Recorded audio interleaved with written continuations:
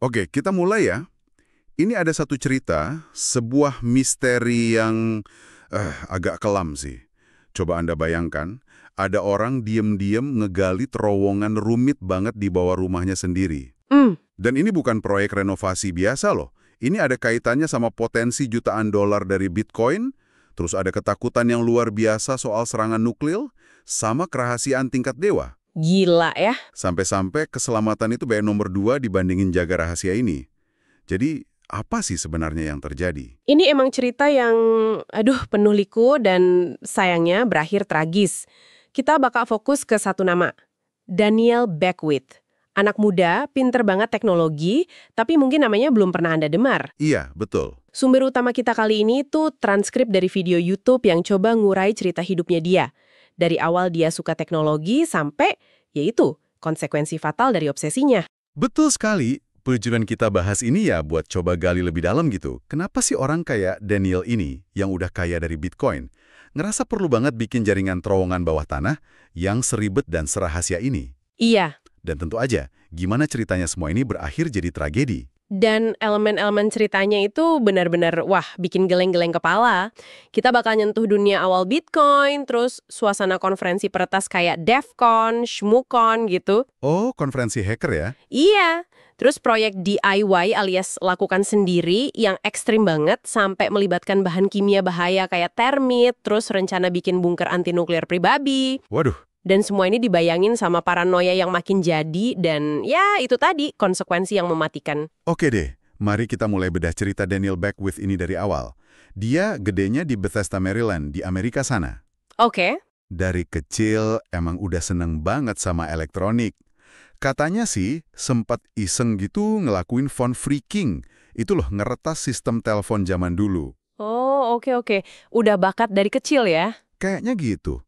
Nah, ketertarikannya ini ngebawa dia kuliah teknik elektro di University of Illinois sekitar tahun 2011.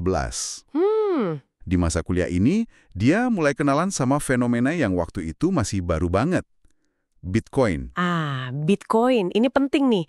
Ingat ya, tahun 2011 itu Bitcoin masih, ya belum banyak yang tahu lah. Dia mulai nambang, terus trading. Trading juga ya? Iya, menurut sumber kita, salah satu motivasi kuatnya itu karena dia nggak percaya sama sistem keuangan yang dikontrol pemerintah. Jadi, dia lihat potensi gede di mata uang desentralisasi kayak Bitcoin ini. Dan kayaknya dia cukup pede ya sama pemahamannya. Di tahun 2011 itu juga dia berani loh presentasi di DevCon. Itu kan salah satu konferensi peretas terbesar. Wah, keren juga. Dia pakai nama samaran Skunkworks, terus pakai kacamata hitam gitu, ngejelasin soal Bitcoin. Harganya waktu itu cuma 8–30 dolar. Astaga, $8. Susah banget dibayangin sekarang ya. Gila. Nah, menariknya nih, di DevCon 2011 yang sama itu, ada presentasi lain yang kayaknya mancing minat si Daniel ini. Presentasi apa tuh? Jadi ada sekelompok perhatas lain, mereka ngomongin ide ngehancurin hard drive secara fisik dari jauh. Jadi biar leleh gitu, jadi tumpukan truk. Oh wow, dihancurin fisiknya ya? Iya, mereka nyebut soal termit itu loh. Campuran bubuk logam yang kalau dibakar panasnya ekstrim banget. Tapi mereka juga ngaku, ya susah, ada tantangannya. Takut kena alarm kebakaran lah, soal keselamatan lah. Masuk akal sih. Demo mereka waktu itu gagal. Malah mereka ngeluarin tantangan. Siapa aja yang bisa berhasil ngancurin hard drive sesuai syarat mereka, harus di dalam rak server, aman, nggak bikin alarm bunyi, dapat tiket gratis ke ShmooCon. ShmooCon itu konferensi peretas lain lagi ya? Iya, di Washington DC. Nah, si Daniel ini kan ada di sana, dengar tantangan itu. Langsung deh dia ngerasa, wah, ini gua bisa nih. Kayak nyalain api dalam dirinya gitu ya, obsesi. Betul. Dia mulai tuh eksperimen di rumah, nyoba macam-macam, dari larutan kimia sampai sengatan listrik tegangan tinggi dari komponen microwave, tapi akhirnya ya fokusnya ke termit itu. Dia yakin bisa naklukin tantangan itu. Dan ini serius banget ya dia? Serius banget. Dia sampai beri baju tahan api, sarung tangan khusus, bahkan ngegali lubang di halaman belakang buat uji coba. Sampai segitunya ya? Iya. Polisi kampus aja sempat datang, ngecek, karena dia beli termit itu. Tapi ya karena tujuannya jelas buat menang tantangan dan punya termit itu legal, jadi ya udah dibolehin lanjut. Terus dia ngelakuin ratusan percobaan? Gila. Iya, sumbernya bilang sekitar 300 kali buat nyari formula termit yang pas. Cukup panas buat lelehin hard drive, tapi asapnya dikit biar nggak kena alarm. Dan akhirnya nemu. Nemu. Dia bikin campuran khususnya sendiri. Ini nunjukin pola pikir Daniel sih, obsesif sama detail, berani ambil resiko fisik, dan mungkin ya butuh pengakuan juga di komunitasnya. Pola yang nanti bakal kelihatan lagi dalam skala yang lebih gede dan bahaya. Dan dia berhasil menang tantangannya. Berhasil. Dia bikin kotak khusus dari drywall tahan api, pakai filter HEPA, itu filter udara canggih, biar reaksi termitnya aman di dalam rak server. Menang dia. Dapat tiket ke ShmuCon 2012. Terus di ShmuCon itu dia presentasi lagi? Iya, balik lagi dia presentasi. Masih pakai nama Skunkworks. Ngejelasin hasil riset gilanya di basement. Dia bilang dirinya mahasiswa, thinker, suka eksperimen gitu. Emang pinter sih dia, diakui. Tapi ya itu, kepinteran sama kemauannya buat nembus batas ini kayaknya bawa dia ke jalan yang salah juga ya di kampus. Nah, itu dia. Sekitar tahun 2012, dia ketahuan masang keylogger fisik, alat kecil gitu buat ngerekam ketikan keyboard di komputer dosennya. Mata kuliah ECE 329. Ya ampun. Buat apa? Dari situ dia dapat akses email dosennya, bahkan dapat soal ujian akhir. Terus, parahnya lagi, dia coba jual soal ujian itu ke mahasiswa lain. Ngirim email dari akun dosennya, pakai nama samaran ACE Hacker. Ada dugaan juga dia ngerusak kunci lab pakai lem super sama serpihan logam. Waduh, nekat banget. Ketahuan dong akhirnya. Ya ketahuan lah. Polisi kampus ngelacak dari email aneh itu, nemu postingan online si EC Hacker, ngarahnya ke blog Skunkworks punya Daniel, ada fotonya lagi. Digeledah apartemennya, nemu banyak bukti. Akhirnya ditangkap. Ditangkap. Januari 2013.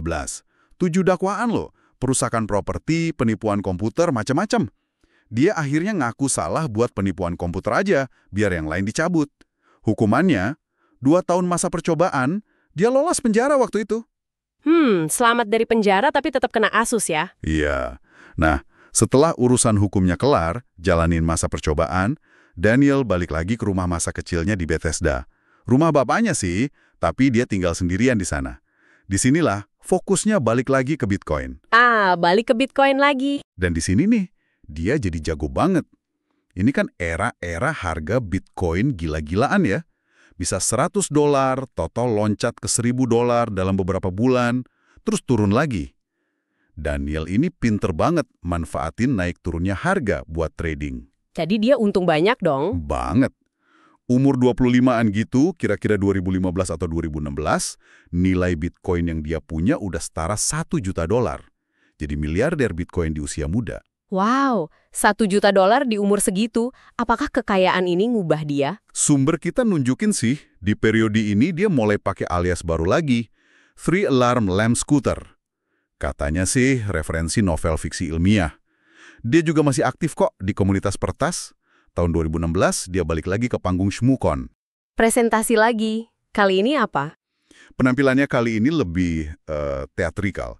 Dia pakai baju tahan api lengkap pas presentasi. Hah? Serius? Iya. Judul presentasinya, pesan ini akan hancur sendiri. Bahasanya, ya lagi-lagi soal termit dan kimia. Tapi yang menarik, di video demo yang dia tunjukin, kelihatan latar belakangnya tuh kayak terowongan gitu. Wah, ini nih. Jangan-jangan ini petunjuk awal soal proyek terowongannya itu ya? Bisa jadi banget. Soalnya di waktu yang sama, kayaknya ketakutan sama paranoia si Daniel ini mulai parah banget. Katanya sih dipicu sama iklim politik waktu itu. Presiden baru juga disebut. Dia jadi terobsesi banget sama kemungkinan serangan katastrofik nuklir atau EMP. EMP itu yang gelombang elektromagnetik bisa matiin elektronik kan ya? Betul. Dia takut serangan dari Korea Utara lah, China lah, atau teroris. Pikiran itu benar-benar nguasain dia. Sampai segitunya ya. Ada catatan menarik juga katanya dia punya pengetahuan farmasi yang lumayan dalam. Nah, obsesi ketakutannya ini dia tuangin lagi pas presentasi di DEFCON 2016. Judulnya DIY Nuke Proofing. Bikin perlindungan nuklir sendiri. Kali ini tampilannya gimana? Lebih misterius lagi. Mukanya ditutupin tudung baju tahan api. Isinya soal apa presentasinya? Dia bahas fisika nuklir, sejarah senjata nuklir, ancaman global. Dia sampai nyebut nama presiden waktu itu, bilang dunia lagi dalam masalah besar. Dia juga ngasih contoh cara lindungin diri dari EMP, misalnya pakai tong sampah logam gitu. Terus dia jelasin cara bikin bunker. Nah, ironisnya, pas banget dia mau jelasin cara bikin bunker bawah tanah, waktunya habis, dipotong sama moderator. Slide terakhirnya cuma tulisan, satu-satunya langkah menang adalah menggali lebih dalam. Dan dia beneran ngelakuin itu? Secara harfiah ya? Persis. Jadi ini bukan ide doang. Dia mulai riset serius banget buat proyek rahasia terbesarnya. Ngubah rumah bapaknya jadi bunker nuklir bawah tanah. Dia pelajarin apa aja tuh? Wah, macem-macem. Manual teknis militer, jenis tanah di lokasinya, teknik galian, struktur penahan tanah, sampai kedalaman muka air tanah dia pelajarin. Serius banget risetnya. Rumah bapaknya itu katanya penuh barang ya, kayak hoarder gitu. Iya, sumber kita gambarin gitu, penuh banget barang. Proyeknya dimulai dengan bikin lubang di lantai beton basement. Abis itu mulai deh ngegali tanah. Pakai ember, satu-satu, dibawa keluar. Kebayang nggak sih capeknya sendirian? Iya sih. Lambat banget pasti prosesnya. Pasti. Galiannya makin dalam, sampai sekitar 4,5 meter. Dia butuh lampu tambahan kan? Nah, dia pakai banyak kabel ekstensi disambung-sambung. Sama bikin sistem ventilasi darurat juga. Terus gali ke samping. Iya, setelah cukup dalam, dia mulai gali horizontal. Bikin belokan, bikin cabang-cabang terowongan. Awalnya dia bikin satu ruang darurat gitu. Ada alas tidur, ada persediaan. Tapi ya ambisinya lebih gede. Ditingkatin lagi fasilitasnya. Ditingkatin, pakai wifi, TV, bahkan pintu. Tapi ya, dia ngerasa ini belum cukup. Dia pengen jaringan terowongan yang jauh lebih gede, lebih kompleks. Nah, karena sendirian lambat, dia rekrut bantuan kan? Tapi rahasia banget. Banget. Orang pertama namanya Douglas, umurnya 20-an. Direkrut sekitar musim gugur 2016. Syaratnya Douglas simple, asal boleh bawa anjing tuanya. Daniel setuju. Tapi tiap datang, mata Douglas harus ditutup biar nggak tahu lokasi persisnya. Douglas kerja sekitar 6 bulan terus berhenti. Terus ada lagi penggantinya? Ada, namanya Askia Kafra. Sama, umur 20-an juga. Askia ini butuh modal sekitar $5.000 buat bisnis online-nya. Daniel nawarin investasi plus bayaran harian buat bantu ngegali. Prosedur rahasianya lebih parah lagi ya katanya. Jauh lebih parah. Askia ini tinggalnya cuma beberapa mil dari rumah Daniel. Tapi tiap dijemput, Daniel bawa muter jauh dulu ke kota lain, Manassas, Virginia. Itu sekitar 60 km jauhnya. Baru di sana Askia disuruh pakai kacamata hitam total. Dari Manassas, baru balik ke rumah Daniel di Bethesda. Tujuannya biar Askia benar-benar nggak tahu dia kerja di mana ya. Gila, niat banget. Niat banget. Sampai koneksi wifi di dalam terowongan itu diatur pakai VPN biar seolah-olah lokasinya dari Virginia. Tingkat kerahasiaannya udah nggak masuk akal. Pas Askia mulai kerja, terowongannya udah kompleks dong ya? Udah kompleks banget. Kedalamannya sekitar 6 meter, udah cabang-cabang gitu. Ada koridor, ada ruangan. Fasilitasnya juga lumayan buat ukuran terowongan rahasia. Lampu, pemanas, sirkulasi udara, kulkas, tempat tidur, TV, microwave, komputer, konsol game, wifi. Listriknya gimana tuh? Beberapa area di dalam bahkan dikunci. Si Askia ini sampai nginep di bawah tanah gitu. Sering tinggal dan kerja berhari-hari di bawah. Buat toilet pakai sistem ember. Dia sempet sih kirim foto ke pacarnya atau posting di Facebook, tapi selalu pakai APD lengkap. Masker, kacamata. Orang tua Askia sebenarnya udah khawatir. Kira-kira sepanjang apa terowongannya waktu itu? Menurut deskripsi Askia sih sekitar 30 meter panjangnya. Dalamnya 4,5 meter. Dia mungkin ngerasa lumayan aman ya karena dinding batu, pakai APD, fasilitas juga ada. Tapi kondisi yang kelihatannya aman ini jadi bencana ya akhirnya ya. 10 September 2017? Iya, sekitar jam 2 siang, Askia lagi di bawah, dia nyium bau asap. Langsung kirim pesan ke Daniel yang di atas. Terus Daniel gimana? Daniel turun ke basement. Ingat ya, basementnya penuh barang banget. Dia nemuin MCB atau circuit breakernya trip, mati gitu. Kemungkinan ya korslet atau kebanyakan beban dari kabel ke terowongan. Bikin terowongan gelap dong. Iya. Daniel coba cari sumber masalahnya, tapi susah karena barang numpuk. Akhirnya, dia cuma nyalain lagi MCB itu, terus naik lagi ke atas. Wah, itu keputusan fatal banget ya. Fatal banget, sekitar 2,5 jam kemudian, jam 4:30 sore, Daniel nyium bau asap lagi. Pas dia turun lagi ke basement, api udah gede banget, udah ngebakar tumpukan barang-barang itu. Udah nggak bisa dia padamin sendiri. Daniel panik pasti. Dia coba manggil Askia. Dia coba manggil dari atas, tapi asapnya udah tebel banget, panas, dia nggak bisa turun buat nyamperin Askia. Akhirnya, Daniel lari keluar rumah buat nelpon 911. Di bawah ini gimana kondisi Askia? Basementnya udah gelap, penuh asap hitam pekat, api berkobar di antara tumpukan barang. Dia pasti bingung banget, nggak tahu arah, kejebak. Ya Tuhan. Dia berusaha mati-matian cari jalan keluar, sampai katanya dia lompatin api, badannya kebakar. Dia juga ngehirup banyak banget asap beracun. Ada tetangga, kebetulan reporter, coba masuk nolongin, tapi udah bahaya banget kondisinya. Pas pemadam datang? Pemadam datang, nemuin Daniel di luar, panik, sesak napas. Tim pemadam langsung nerobos masuk ke basement yang kebakar. Di sana, nggak jauh dari pintu keluar, mereka nemuin jasad Askia. Udah nggak pakai baju, bantuan udah terlambat. Aduh, tragis banget akhirnya. Bener-bener mengerikan. Mengerikan. Rumah itu akhirnya disegel, dianggap nggak aman.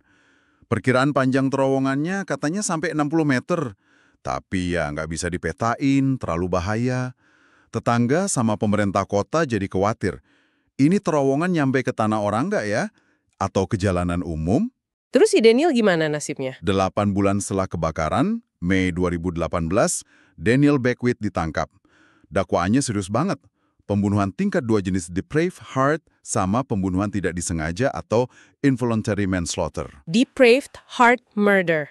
Itu maksudnya gimana? Itu istilah hukum spesifik ya. Intinya, tindakan yang nunjukin pengabaian yang ekstrim banget sama nyawa manusia. Sadar risikonya tinggi banget bisa bikin orang mati, tapi tetap dilakuin. Walaupun mungkin nggak ada niat langsung buat ngebunuh. Oke. Terus di sidang gimana? Ya, perang argumen lah. Pengacaranya Daniel bilang ini kecelakaan tragis gara-gara paranoia Daniel yang kayak zaman Perang Dingin itu, bukan kejahatan. Mereka nekenin kalau Askia nggak dipaksa, terus Daniel juga udah riset soal keselamatan. Daniel sendiri nggak ngasih kesaksian. Jaksa gimana argumennya? Jaksa bilang Daniel itu secara sadar udah nyiptain perangkap maut. Kombinasi dari rumah yang penuh barang banget di basement, kondisi terowongannya, dan terutama itu loh, instalasi listrik darurat yang sembarangan pakai kabel ekstensi nyambung-nyambung. Itu dianggap kelalaian fatal. Presentasi Shmukon dipakai juga. Dipakai sama jaksa sebagai bukti kalau Daniel dari dulu emang udah ceroboh soal keselamatan. Terus kesaksian petugas pemadam soal kondisi rumah butuh 3 minggu sama 24 orang cuma buat bersihin basement. Itu makin memberatkan posisi Daniel. Putusannya gimana? Sidangnya 7 hari, April 2019. Jurinya diskusi 24 jam. Akhirnya Daniel Beckwith dinyatakan bersalah atas 2 dakwaan itu. 2 bulan kemudian, hukumannya 9 tahun penjara. 9 tahun ya? Masih ada masalah hukum lain nggak? Masih. Ada gugatan perdata dari keluarganya Askia sama dari pemerintah daerah Montgomery County. Mereka nuntut ganti rugi buat biaya ngisi terowongan sama robohin rumahnya. Jadi luas pasti terowongan itu mungkin nggak akan pernah ketahuan. Nah, menariknya, narator video sumber kita itu di akhir agak ragu ya. Dia ngerasa dari foto-foto yang ada, terowongan itu kok lebih mirip galian tambang daripada bunker. Jadi muncul pertanyaan, jangan-jangan Daniel nyari sesuatu yang lain di bawah sana? Iya, itu pertanyaan yang bikin mikir ya. Nggak bisa dipungkiri sih, Daniel ini pinter banget. Tapi ya, kepintarannya itu jelas dibayangin, bahkan mungkin dirusak. Sama ketakutan dan paranoia yang kelewat batas. Sumber kita juga ngeritik gimana ketakutan itu bisa destruktif banget. Siap-siap hadapin bencana sih wajar ya, tapi yang dilakuin Daniel ini udah jauh banget dari wajar dan bahaya banget. Ngegali terowongan kompleks sendirian tanpa keahlian profesional itu ya sama aja mainin nyawa. Cerita ini benar-benar kompleks ya. Kita udah ngikutin perjalanan Daniel Beckwith dari hacker muda, penggemar awal Bitcoin, jadi miliarder tapi terisolasi sama paranoianya sendiri, sampai akhirnya obsesi sama proyek terowongan rahasia yang ujungnya fatal. Kerahasiaan yang ekstrim, ambisi gila-gilaan, kondisi kerja yang bahaya, kayaknya semua nyampur jadi satu badai tragedi ya. Betul. Nah, dari semua lapisan cerita ini, teknologi awal Bitcoin, budaya hacker, eksperimen kimia bahaya, psikologi ketakutan ekstrim, sampai tragedi kemanusiaan dan hukumnya, apa nih yang paling ngena buat Anda? Aspek mana yang paling bikin penasaran? Dan buat pemikiran penutup nih, kita balik lagi ke keraguan narator tadi. Bunker nuklir, itu kan penjelasan yang dikasih. Tapi, apa itu satu-satunya kemungkinan? Mengingat skill teknis Daniel, tingkat kerahasiaan yang dia jaga ketat banget, sama skala proyek bawah tanahnya yang segede itu, pertanyaan ini emang layak direnungin sih. Buat tujuan lain apalagi coba? Jaringan terowongan seluas dan serahasia itu bisa dibangun. Ini bukan spekulasi ya, tapi ya pertanyaan terbuka aja dari rumitnya cerita ini. Oke deh, jadi gitu ceritanya. Sekian penelusuran mendalam kita kali ini soal kisah Daniel Beckwith dan misteri terowongan bawah tanahnya.